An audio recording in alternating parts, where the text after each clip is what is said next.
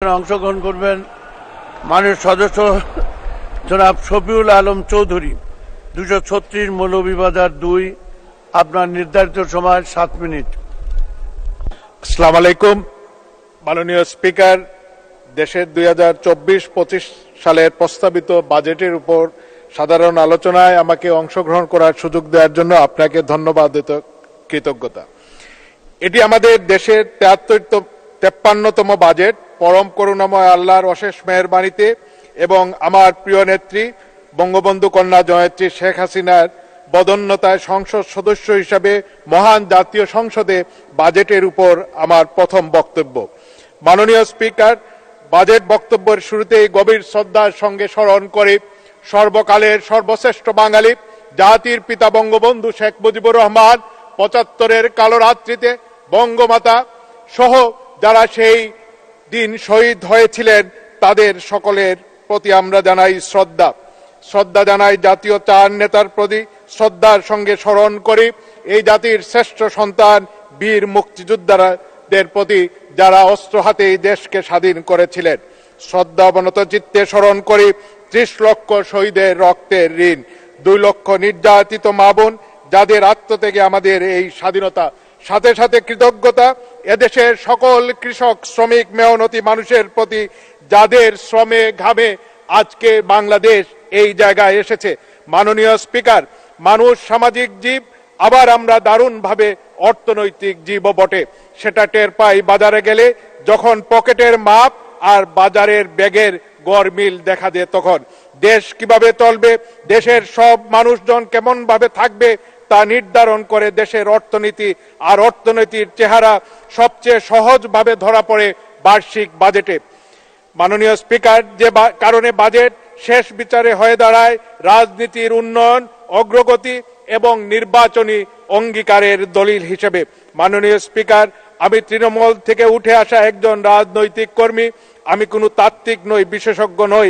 একজন রাজনৈতিক কর্মী হিসাবে যতটুকু বুঝি, মাননীয় অর্থমন্ত্রী গভীর আত্মপ্রত্যয় বর্তমান ক্রান্তিকালীন সময়ে একটি দূরদর্শী সম্পন্ন বাজেট উপস্থাপন করেছেন, যেখানে আমাদের আওয়ামী লীগের নির্বাচনী অঙ্গীকার পাশাপাশি মাননীয় প্রধানমন্ত্রী জয়নেত্রী শেখ হাসিনার রাজনৈতিক ও অর্থনৈতিক দর্শন প্রাধান্য পেয়েছে। আমরা যে স্মার্ট বাংলাদেশের স্বপ্ন দেখি, মাননীয় অর্থমন্ত্রী সেই স্বপ্ন বাস্তবায়নের প্রক্রিয়া ও করণীয় অত্যন্ত সতর্কতার সঙ্গে বাজেট বক্তৃতায় উপস্থাপন করেছেন। এজন্য মাননীয় অর্থমন্ত্রী, প্রাজ্ঞ রাজনীতিবিদ ও অভিজ্ঞ এই জনপ্রতিনিধিকে জানাই আন্তরিক অভিনন্দন ও গভীর শ্রদ্ধা। এই স্বল্প সময়ে বাজেটের উপর আলোচনা করা খুবই দুরূহ। আমি খুব ছোট করে যে কথাগুলো বলতে চাই, 1996 সালে বঙ্গবন্ধু কন্যা জয়নেত্রী শেখ হাসিনা ক্ষমতায় আসার পর আমরা দেখতে পাই বঙ্গবন্ধুর মহানুভবতা ও দেশের মানুষের প্রতি যে অসীম ভালোবাসার প্রতিফলন তার কন্যা জয়নেত্রী শেখ হাসিনার মধ্যে। মানুষের মৌলিক চাহিদার পাশাপাশি সরকার উদারভাবে সামাজিক, অর্থনৈতিক এবং কৃষিক্ষেত্রে সহযোগিতা করে যাচ্ছেন। গত বছরের বাজেট থেকে এবারের বাজেটে সামাজিক নিরাপত্তা খাতে 10,000 কোটি টাকা এবং স্বাস্থ্য খাতে 3,000 কোটি টাকা বরাদ্দ বৃদ্ধি পেয়েছে। বৈশ্বিক অর্থনৈতিক রাজনৈতিক পরিস্থিতি, কোভিড-19, জলবায়ু পরিবর্তন, ইউক্রেন রাশিয়া যুদ্ধ, বিশ্বজুড়ে বিভিন্ন উন্নত দেশও তাদের জিডিপির প্রবৃদ্ধি বজায় রাখতে ব্যর্থ হয়েছে, যেখানে আমরা সফল হয়েছি। মাননীয় প্রধানমন্ত্রী শেখ হাসিনার নেতৃত্বে দেশের উন্নয়ন অগ্রগতির পাশাপাশি জিডিপির প্রবৃদ্ধি আমরা ঊর্ধ্বমুখী রাখতে সক্ষম হয়েছি। আমাদের পার্শ্ববর্তী সকল দেশ থেকে আমরা অর্থনৈতিক সামাজিক সূচকে এগিয়ে রয়েছি। 2026 সালে ইনশাআল্লাহ আমরা এলসিডি থেকে বের হয়ে মধ্যম আয়ের দেশে উন্নীত হতে যাচ্ছি। এই উত্তরণের সাফল্যের পাশাপাশি আমাদের সামনে অনেক অর্থনৈতিক চ্যালেঞ্জ মুখোমুখি আমরা হব। এই অর্থনৈতিক চ্যালেঞ্জ মোকাবেলায় রাজনৈতিক নেতৃত্ব, জনবান্ধব প্রশাসন, সৎ ব্যবসায়ী এবং দুর্নীতির ক্ষেত্রে বঙ্গবন্ধু বারে বারে স্বাধীনতার পরে যেভাবে দুর্নীতির বিরুদ্ধে কথা বলেছেন, আজ আমরা আমাদের দেশের প্রতিটি ক্ষেত্রেই বঙ্গবন্ধুর প্রতিটি কথা, বক্তব্য এবং নীতিকে আমরা প্রাসঙ্গিক হিসাবে ধরতে পারি। এই প্রতিযোগিতার যুগে টিকে থাকতে হলে যোগ্যতার ভিত্তিতেই টিকে থাকতে হবে। আমাদের আর্থিক খাত এবং সুশাসন অত্যন্ত জরুরি। মাননীয় স্পিকার, বাংলাদেশের সংবিধানের 15 ধারায় বলা হয়েছে, রাষ্ট্রের অন্যতম মৌলিক দায়িত্ব হবে পরিকল্পিত অর্থনৈতিক বিকাশের মাধ্যমে উৎপাদন বৃদ্ধির ক্রমবৃদ্ধি সাধন এবং জনগণের জীবনযাত্রার বস্তুগত ও সংস্কৃতিগত মানের দৃঢ় উন্নতি সাধন। আমি মনে করি মাননীয় অর্থমন্ত্রী আমাদের এই সংবিধানের ধারণা ও কর্তব্য বাস্তবায়নে তার বাজেট বক্তৃতায় নানা কর্মসূচির কথা তুলে ধরেছেন। মাননীয় স্পিকার, মুক্তিযুদ্ধের চেতনায় তরুণ প্রজন্মকে এগিয়ে নিতে হলে সুস্থ সংস্কৃতি চর্চা এবং খেলাধুলার কোনো বিকল্প নেই। এই দুই খাতে বরাদ্দ বৃদ্ধির জন্য আমি বিনীতভাবে অনুরোধ করি। আমাদের বার্ষিক মাথাপিছু আয় 2023 সালে $2,528 ছিল, আর সেটি বৃদ্ধি পেয়ে একটি উন্নত দেশের মর্যাদা অর্জনের জন্য জাতিসংঘ দ্বারা নির্ধারিত ন্যূনতম $12,500 উন্নীত করতে হবে।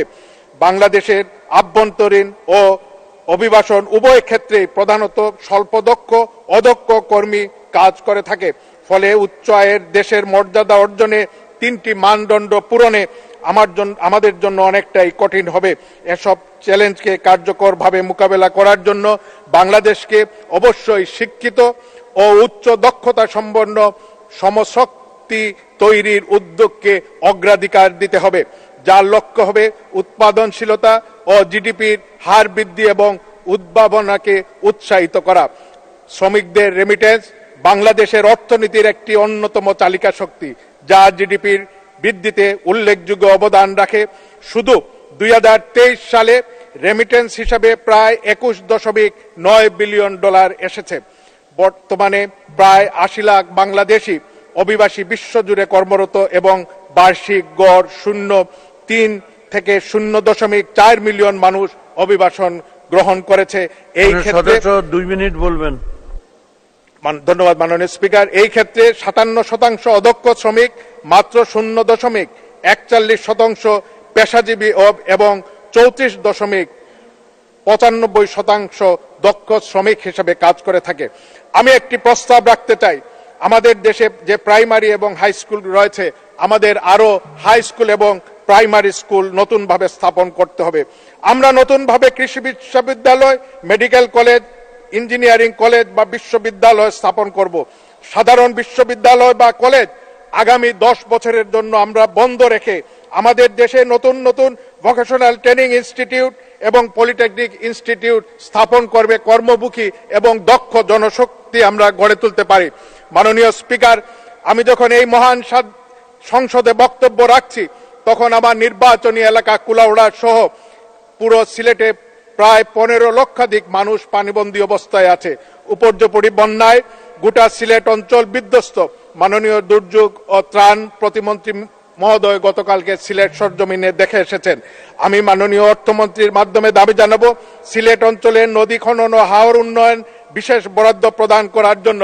মাননীয় স্পিকার, আমাদের একটি জাতীয় প্রতিষ্ঠান আছে, বাংলাদেশ হাওর ও জলাভূমি উন্নয়ন অধিদপ্তর, কিন্তু এটি কোথায় আছে, কিভাবে কাজ করে, তা আজকে আমাদের জানা প্রয়োজন, তদারকি করা প্রয়োজন।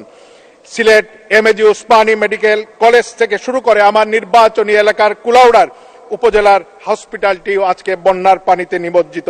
জলবায়ু পরিবর্তন, পাহাড়ি ঢল, অধিক বৃষ্টিপাত, বিভিন্ন খাল বিল ভরাট হয়ে যাওয়া, নব্যতা কমে যাওয়া সিলেট অঞ্চলে জন্য একটি বিশেষ মহাপরিকল্পনা গ্রহণ করা প্রয়োজন। মাননীয় স্পিকার, আমি আরো 1 মিনিট চাইব দয়া করে। মাননীয় স্পিকার, আপনার মাধ্যমে অর্থমন্ত্রী মহোদয়ের সদয় দৃষ্টি আকর্ষণ করছি। আমাদের সিলেট, ধন্যবাদ, আমাদের সিলেট যোগাযোগ ক্ষেত্রে অনেকটাই পিছিয়ে রয়েছে। আমাদের সিলেটের আমাদের মহাসড়কের কাজ শুরু হয়েছে, তার গতি অনেক কম। আমাদের আন্তর্জাতিক বিমানবন্দরে একটি টার্মিনাল হচ্ছে, সেটার গতি অত্যন্ত কম। আমাদের সিলেটের যে রেল লাইনটি ঢাকা সিলেটের আখাউড়া থেকে আমাদের সিলেটের যে অংশটা, এই সেকশনটি অত্যন্ত নাজুক অবস্থায় রয়েছে। প্রতি বছর অসংখ্য জানমালের ক্ষতি হয়, দুর্ঘটনা ঘটে। কুলাউড়া জংশন থেকে সাবাদপুর একটি লাইন গত 15 সাল থেকে আমাদের সেই উন্নয়নের কথা, কিন্তু সেই লাইনটি এখনো চালু হয়নি এবং কবে চালু হবে সেটাও আমরা জানি না। মাননীয় স্পিকার, আমাদের সিলেটের এই উন্নয়নের জন্য বিশেষ প্রকল্প গ্রহণ করা প্রয়োজন।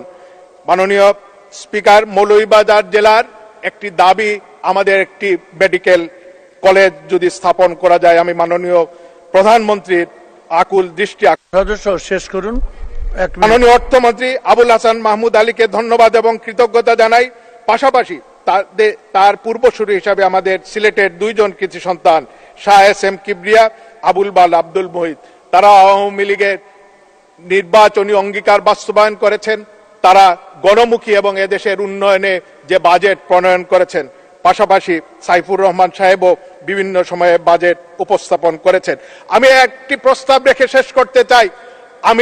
আমাদের মাননীয় প্রধানমন্ত্রী অনেক কাজ করেছেন এদেশের মানুষের জন্য, আমাদেরকে পেনশনের আওতায় এনেছেন। আমরা একটি স্বাস্থ্য বীমা, হাসিনা হেলথ কেয়ার চালু করার জন্য আমি উদাত্ত আহ্বান জানাই। আমাদের দেশে অনেক জমি রয়েছে, সেই জমিতে আস্তে আস্তে কৃষিকাজ বাড়ছে। যদিও মাননীয় প্রধানমন্ত্রী বলে থাকেন সিলেটে জমির কম ব্যবহার করা হয়, আমরা চাই আমাদের জমিগুলো সমবায়ের মাধ্যমে সারা দেশে চাষ হোক, কারণ আমাদের আইল দিয়ে দিয়ে আমাদের ক্ষেতের অনেক জমি নষ্ট হয়ে যায়। এগুলো ভবিষ্যতে মাননীয় সদস্য, আপনাকে অসংখ্য ধন্যবাদ।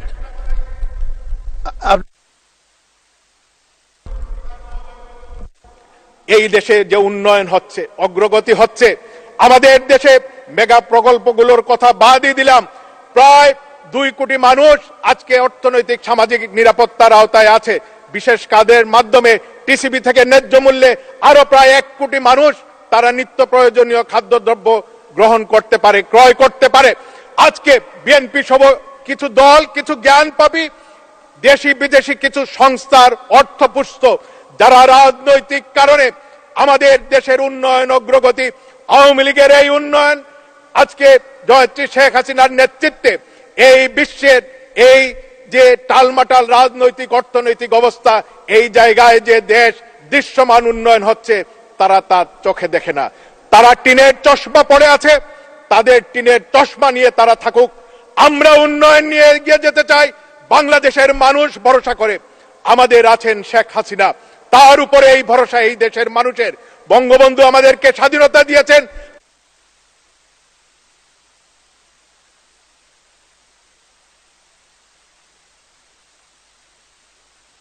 ধন্যবাদ মাননীয় সদস্য, আপনাকে অসংখ্য ধন্যবাদ।